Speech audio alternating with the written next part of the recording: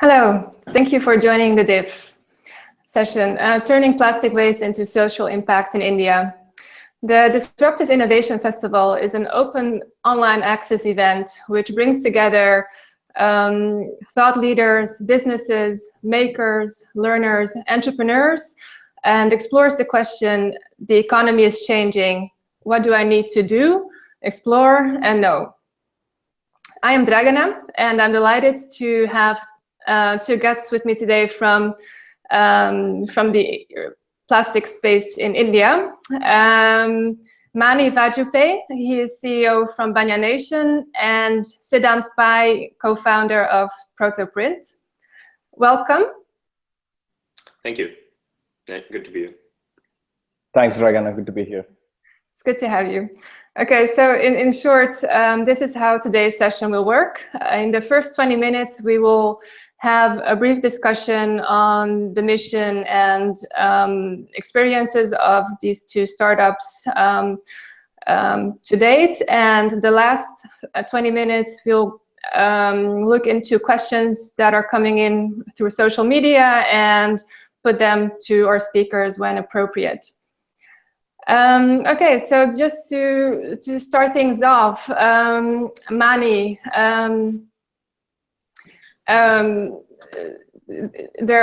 of course, plastics is a huge environmental and economic problem in India, and there's a real case for change in that space.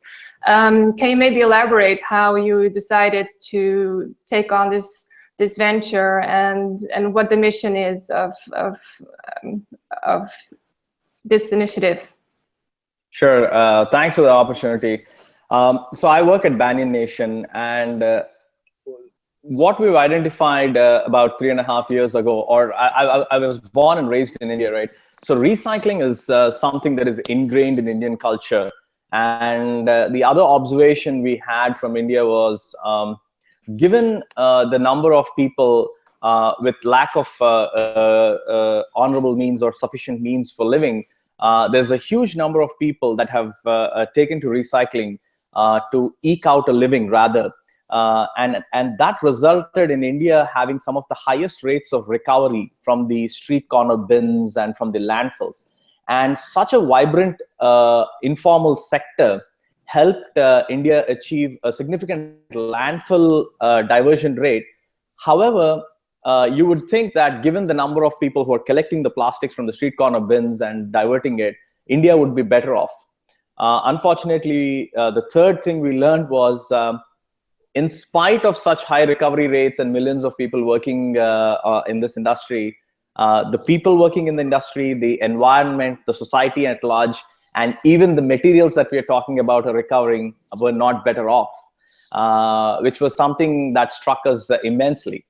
And we felt that this entire industry needed an overhaul, right from collection, transportation, aggregation to back-end recycling and recovery itself. And companies and brands today in India did not have a formal option to partner with recycling companies and actually use the recycled plastic in the manufacturing streams again. So to close out on the problem statement that we were trying to tackle, you had a broken, fragmented value chain, and you did not have a stability in the price, volume, and quality of materials in the back end for companies to actually use these materials in a closed loop system. And that is where we felt that the industry needs an overhaul, a fresh perspective, and also the technological rigor in the recycling activities itself. And this is like the broad spectrum of problems that we've been trying to tackle in the last 3.5 years. Okay, that's very interesting. Thanks for the introduction. Sid, can you tell us a bit more about your venture and if there are some, if you recognize certain points from Mani's story? Yeah, definitely. So I guess we approach the problem slightly differently, but we work in a similar space. So we've been working on Protoprint now for about 4 years. The idea took hold when we visited a garbage dump in Pune and saw a group of waste pickers collect plastic, segregating plastic waste from organic waste. And the way that they make their living is basically they'll collect different types of plastics, go sell the plastic waste to scrap dealers, and then the scrap dealers will sell it forward, and that's how it kind of eventually reaches these large recyclers. But even though the waste pickers form kind of the base of that recycling pyramid, they don't get adequately compensated for the important work that they do. And so, so our model was to try and look at ways that we could use technology to try and add value to the waste plastic at the garbage dump. So at a level where the waste pickers could capture some of that value. And so so Protoprint basically works with waste picker cooperatives in India. Specifically, we currently work with a waste picker cooperative called SWaCH in the city of Pune. And we provide them with low-cost technology to convert some of the waste plastic into 3D printer filament. The idea being that in that process, there's a lot of value add, and so a lot of value can be captured by the waste pickers. Our model is to then purchase that filament from the cooperative and then distribute it both in India and abroad. So currently, like I said, we've been working on this for about 4 years, and we've had a pilot filament production facility set up in Pune for about 2.5 years. Currently, there is a technical issue with the filament that we are trying to resolve. So that's kind of where we're at in terms of our timeline. Okay, and okay, that's interesting to hear. Next to certain technological barriers or challenges, how would you say that the collaboration with the informal sector is taking off? Yeah, I think for us, we have been very fortunate to find a good partner in SWaCH. SWaCH has been working on the ground for over a decade. And they have their roots in a union that was founded in the 90s. And so, so for us, I mean, it was definitely difficult when we started. I mean, it took us a few months, about 6 to 9 months, before we felt kind of comfortably rooted in the community. And it did take. There was a period where we had to kind of build trust. But we're very fortunate to have SWaCH in the area because they've done a lot of that groundwork. They've done a lot of that community organization, community development work that we can then leverage with our model. So I think in terms of our direct dealings with the informal sector, having SWaCH as a mediator, I think was very helpful. Okay. And then to hear from Banyan Nation, Mani, we've been in touch earlier, and I know that Banyan Nation has also worked together with the informal sector in the past. And can you tell me how that collaboration went off and how receptive they were? Yeah, we continue to do so as well. The collaboration went well, really. Like it was great. Let me walk through the value chain. Right, India's informal sector collection systems span multiple levels and layers. The first layer, as we call it, layer one in Banyan's jargon, is the itinerant waste collectors who are actually traveling across the cities and street corner bins, right? I mean, these are typically called the rag pickers. Now, rag pickers don't have the ability to travel long distances. So organically, over the last few decades, every city now has stationary collectors set up with kiosks, and they're called typically the kabadiwalas, radiwalas. I mean, these are small stationary recyclers who can handle close to 300-400 kilos of materials a day. And they then sell to the larger aggregators. So when Banyan Nation started off in 2013 in India, we felt that our core competencies lied in working with the stationary recyclers, which are the first level of aggregation. So we built a small technology platform back in 2013, a simple Android-based mobile application that allowed us to map all the informal sector recyclers. So in fact, in a space of 1 month, we had brought into the system about 1,500 stationary recyclers just in Hyderabad alone. And we're talking about in excess of 2,500 stationary recyclers that sit in Hyderabad. Now, once the 1,500 recyclers were integrated, we were able to understand flows of data. where they sit, the prices, the volumes, the type of materials they trade in. And each neighborhood had a different demographic, and as a result, different composition to the type of materials these guys would get. That kind of data allowed us to crunch the numbers, look at this from a very analytical perspective, and then we started working with about 50 of these recyclers, aggregators, if you may say. And that is how we worked with them for over 2 years. We exclusively worked with the kabadiwalas for over 2 years, and we ran a materials recovery facility close to 3 tons a day. And we used to handle paper, plastic, everything. And then we started focusing on plastic, given the more toxic nature and the difficult technological challenge in the back end. So even today, we continue to work with the informal sector recyclers, albeit not at a scale we used to work a few years ago. But we still have about, I think actively we work about 40 of these guys continuously, because they've grown on to become bigger aggregators.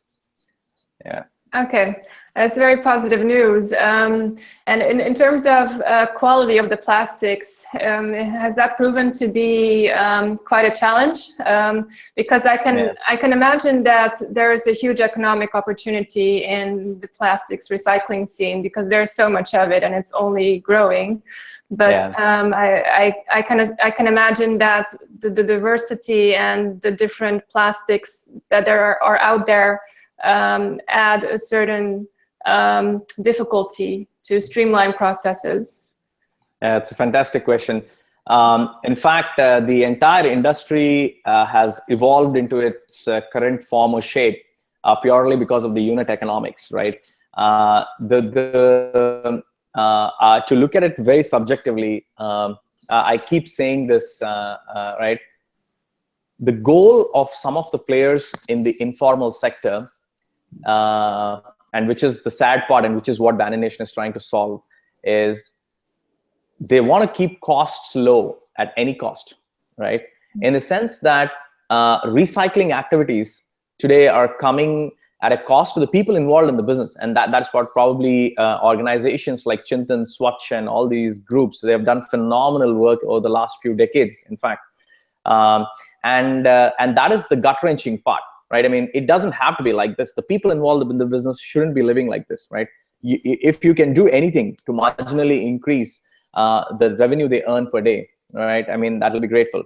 However, given that recycling activities in India are seen purely as a cost hedging basis. So how does this whole thing work, right? I mean, to quickly answer this, the manufacturers at the back end use recycled plastic.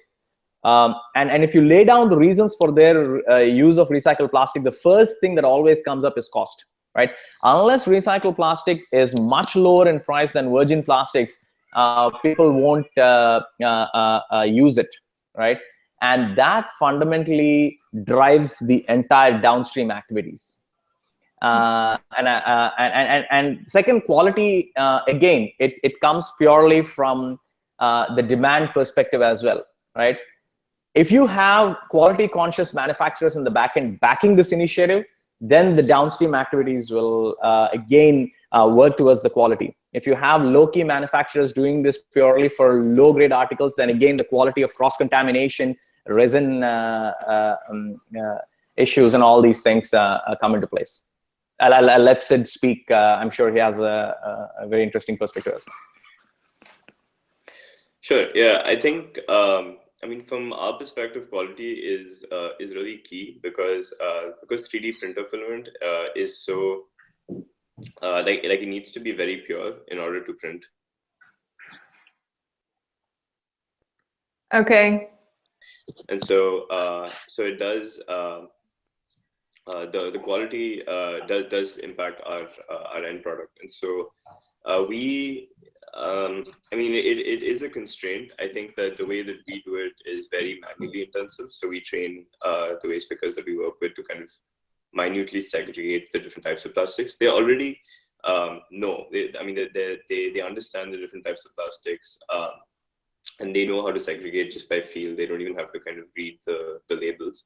But for our process specifically, we go through another set of segregation. to even to the point where we run batches with like one specific type of brand. So like, we'll run only Johnson and Johnson, one specific type of a Johnson & Johnson bottle, or one specific type of ITC bottle. And so we try and control for variation in molecular weight by running like a batch of the same brand and the same product. Okay, and can you? Sorry, Dragana, I'll add to what Sid is saying. I think that's a fantastic way to control for quality. I think because you were asking the quality of materials, right? What Sid is doing is a great question. Is saying is a great point. We do, given that our operations span a wide range of materials. For example, we get materials as diverse as shampoo bottles to buckets, mugs, chairs. Post-consumer plastic contains a mix of different resins and different blend of resins as well. We also accept industrial waste given the scale of our operations, right? For that, we use, and here is where the technology piece comes in, the back-end technology piece. We use spectrometric fingerprinting to understand what is the chemical composition of each of the materials that is coming in. And using such a technology, we were able to achieve a pretty high rate of segregation.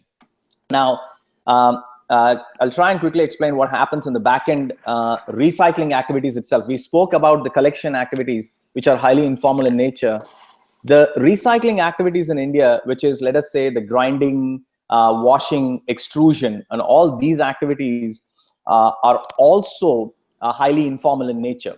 So for example, if you want to segregate a type of plastic, typical informal sector recycler resorts to biting, bending, or burning of plastic to identify the resin and the quality.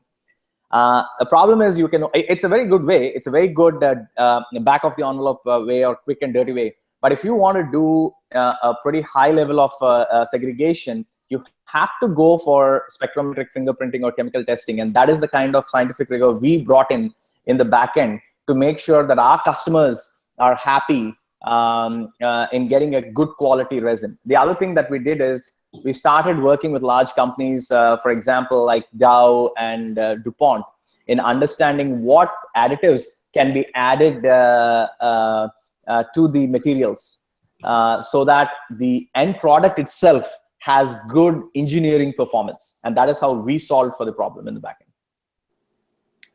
Okay. It's very interesting to hear. It really becomes evident that this type of, improvement in the value chain and the usability of plastics, it really requires a systems approach. If you look at the role of policymakers, how are they facilitating or enabling improvement in the plastics recycling or reuse industry? Sid, could you maybe elaborate on that? Sure. I think looking at it from the lens of the waste pickers, because that's kind of where we approach the problem from, I think that there are a lot of ways that policy has a very large impact. For instance, the concept of EPR, where manufacturers need to have responsibility over their products after they're used by consumers. If there is a pipeline for those products, then that automatically generates value, and so that value then trickles down to the waste pickers to some extent. Secondly, multi-layer plastics. We don't deal with multi-layer plastics, but they're a huge issue in terms of they're not very, it doesn't make financial sense for waste pickers to often pick up these multi-layer packaging materials. So I'm talking about chips packets, anything that has like polyethylene, polypropylene, metallized layers that tend to be difficult to easily recycle. You can recycle them. There are pyrolysis and there are different methods, but they tend to be quite expensive. And so I think where policy plays a pretty large role is kind of regulating what materials, what plastic materials manufacturers can put out there. And the way that impacts waste pickers is because, like I said, a lot of these materials are very difficult to collect because they get soiled. They're very flimsy, so they tear. those kind of, and they're very light. So you spend a lot of time picking up these materials, but you by weight, you end up getting quite little. And so I think the concept of EPR is very important, and I think we're moving slowly in that direction where producers of these materials are taking more and more responsibility for them post use. Okay, and Mani, do you agree with that vision? Of course, I think he makes a very fair comment, and I think India has been working towards has created a draft of the new plastic waste management rules, and one of the top priorities is EPR, and I agree with Sid on the multi-layer laminates as well, right? You need to design for sustainability. You need to design for recyclability, and that's what he's touching upon. I think it's a very fair point he's making. The other thing that obviously they keep asking us because we run this operations is, I think you asked a great question earlier on the economics, and I said, listen, a lot of players in the informal sector try to keep costs at any cost, and here is where policy comes in. For formal companies to make a dent and to create these ecosystems that befit a country of India's size and scale, you cannot rely on informal sector forces nor informal sector business practices, right? Now, this is not a level playing field for Banyan Nation. Whenever we purchase raw materials or whenever you're trying to sell the materials, given the nature of the industry, one of the way to keep costs low is to avoid billing itself. And as a result, when Banyan Nation or a company, formal company, tries to sell its material, we have to pay the sales and value-added tax. But a lot of players in the market, it's not a complaint, or it's just a very subjective data point for you guys, right? In the sense that informal sector market forces are not just about the rag pickers and their livelihood. It also affects the quality of materials, like I was saying, the bending, biting, and all that. And also the price points. When you try and not pay taxes on these, right, it creates an unfair competition. So what I was proposing in one of the discussions and debates was, for a few years, or at least for a decade, if you want to create a level playing field, we must eliminate, or we must as a whole not have a service tax or value-added tax, right? For example, if you take electric vehicles in California or in the US, the way to promote the use of electric vehicles is to give them tax breaks or to give them a tax benefit, right? And that is how you promote an entire industry, not favoring a particular company, but as a whole, you're saying that if you buy electric vehicles, this is what the government is going to do to you. In a similar fashion, to create a level playing field, I think we should consider taking out the value-added tax and service taxes for a few years to promote responsible formal companies. Okay. And if you look at other countries that have similar plastics issues, are there any lessons learned, or do you see them having the same type of development path as India has at the moment? Whoever wants to answer that one. I guess I could talk to, again, kind of the grassroots scene. I think that a lot of developing countries have kind of this informal waste picking sector that's very similar to India. To be frank, my direct interaction with these sectors abroad has been somewhat limited. But I have met a lot of people that work in these communities. I think that India is somewhat uniquely poised because we generate so much of the waste locally. So the scale at which these things happen is quite different, just because of the size of the population, the density of the population. But I do think that the informal sector is quite similar if you look at different developing countries. Okay. I think I agree with Sid on the informal sector. I think we need to break this down into the developed and the developing economies and look at it, because for me personally, there's a lot of lessons learned on what not to do from the developed countries. I obviously know how I can look at solving some of the challenges in India. But there are certain things that developed countries, unfortunately, because of the systems they've developed, work against the entire concept of circular economy and recycling. So, for example, in the United States, it's so much more cheaper to landfill than to segregate plastics, right? Because of the high cost of labor, the high cost of processing, and the macroeconomic global trends on oil pricing doesn't help, because the cost of recycling itself puts virgin plastics prices lower than the recycled plastic, right? So a lot of people in the developed countries, a lot of companies or governments and municipalities can ill afford to recycle.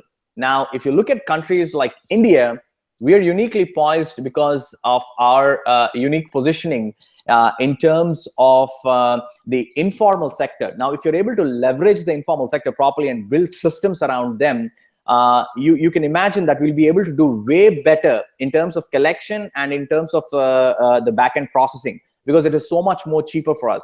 The second thing is, we don't have the space that the United States has for us to bury all the stuff, right? And the third thing I feel is the way the contracts are structured. In developed countries, the contracts are structured where there is stakeholder misalignment. And I'll quickly explain what that means.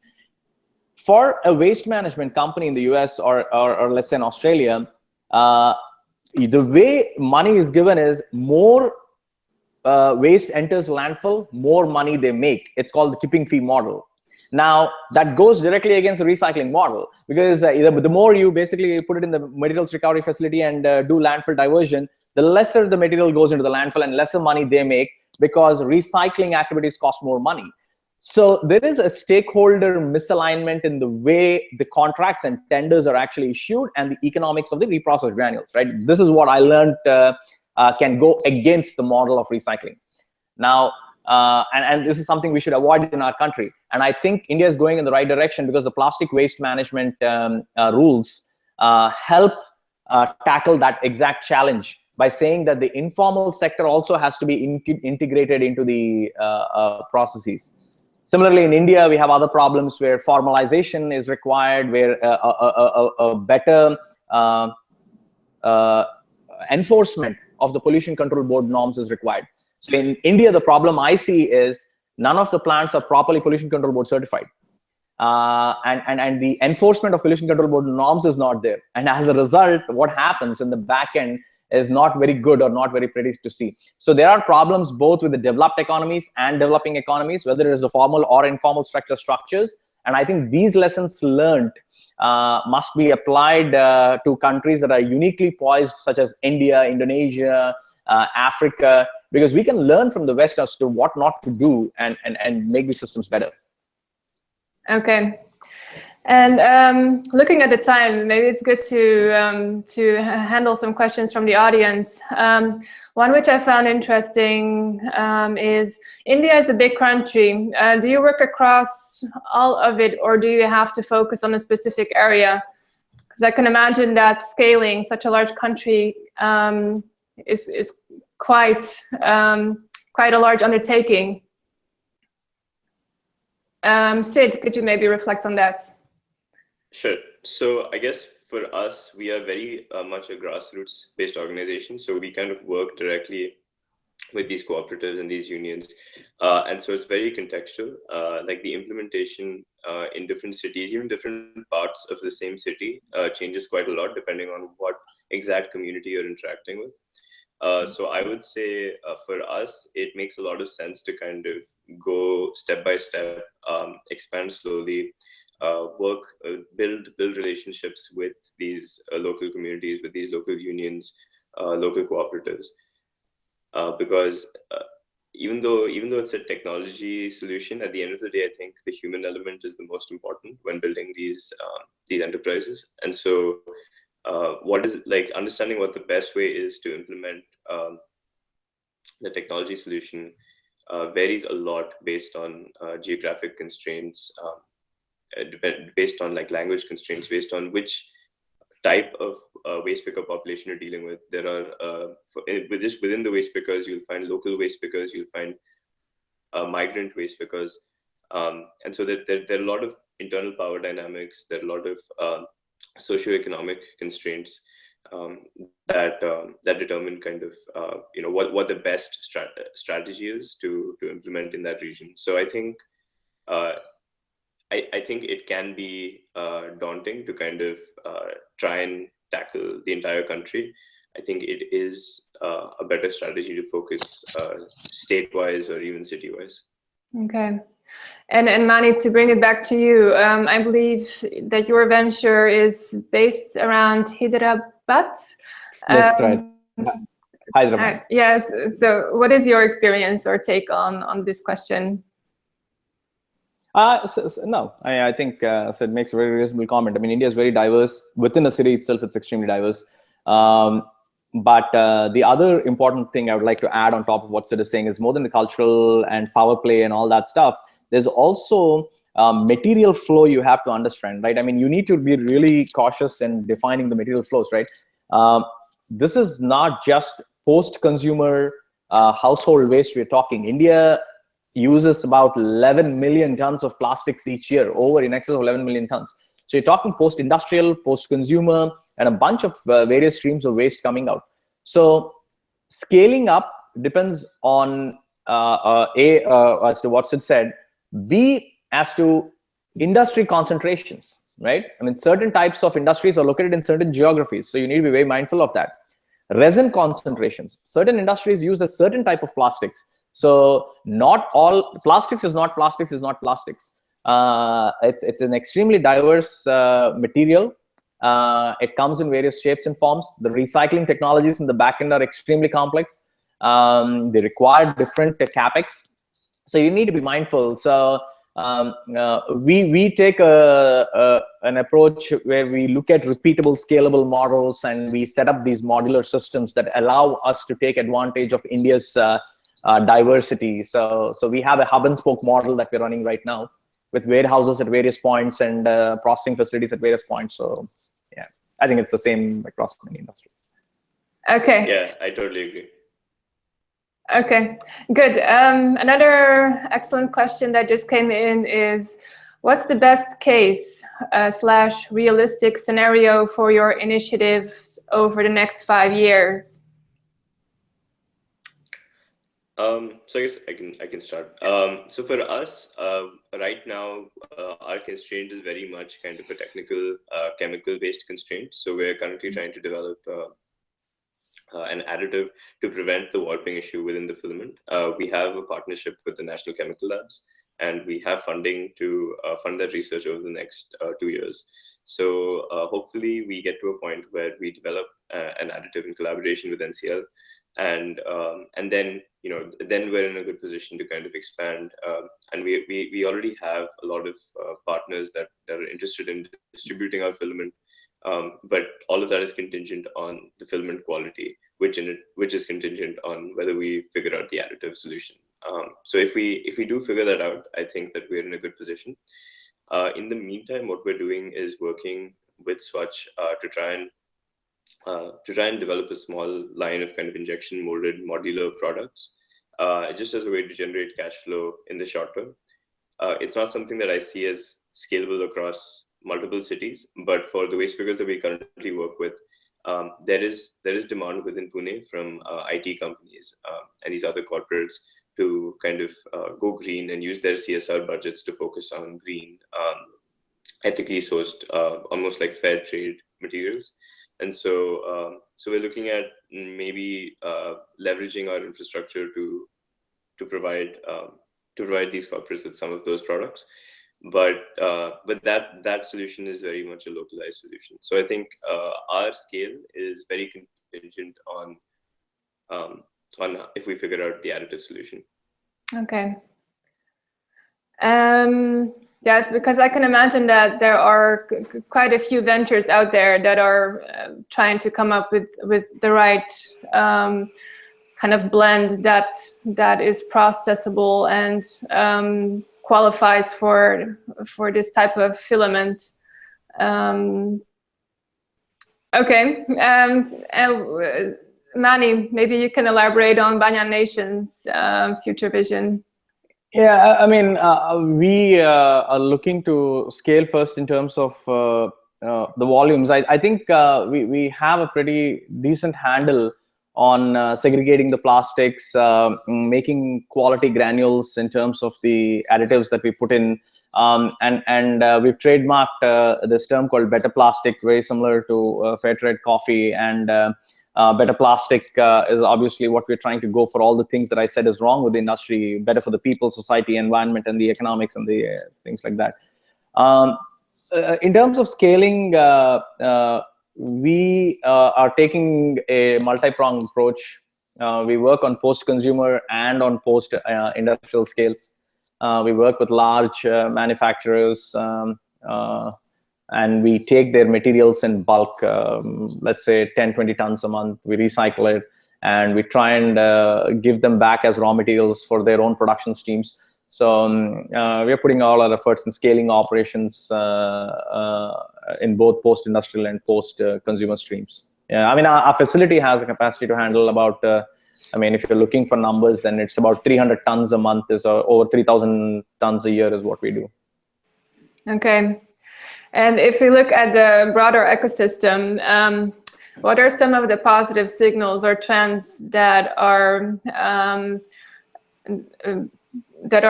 prevailing in the Indian economy or infrastructure today, which could help in getting to that positive horizon point? So here you can think of both, for example, an increasing awareness about environmental issues, or maybe the innovative startup scene in India.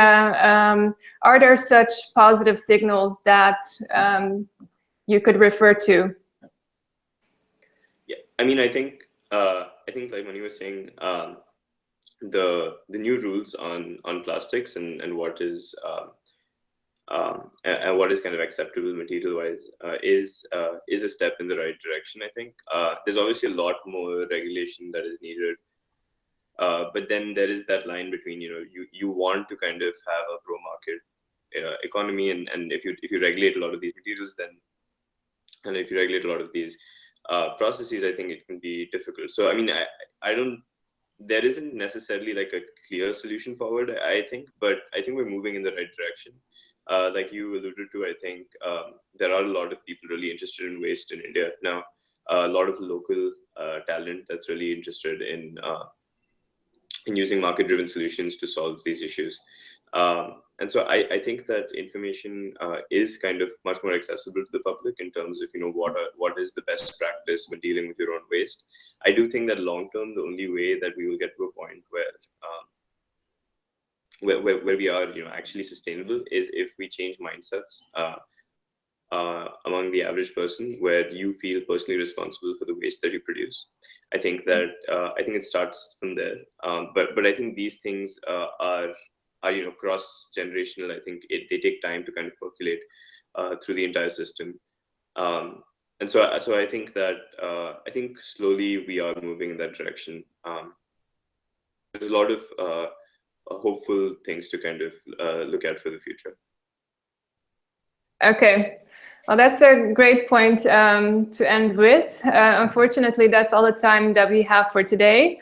I hope the viewers online found this session as fascinating as I found. I particularly enjoy seeing that we have these startups that are turning societal challenges into opportunities.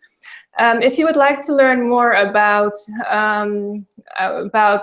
making impact in India, please tune in on the 16th of November at 11 a.m. GMT. During this session, which is called How Circularity Can Create Value in Emerging Markets, our research lead, Sven Herman, will share insights on the latest circular economy opportunities that the foundation has worked on. And furthermore, on the 17th of November, we have a session on the new plastics economy. Again, research led by the Ellen MacArthur Foundation, which is implementing a systems-wide change to rethink the future of plastics. I'd like to thank Mani and Sid for joining us today and taking the time to share their stories with us. And please let us know what you think about the session by clicking on the leave feedback link below. Thank you all for watching, and I hope you tune in to other sessions the coming weeks. Thank you.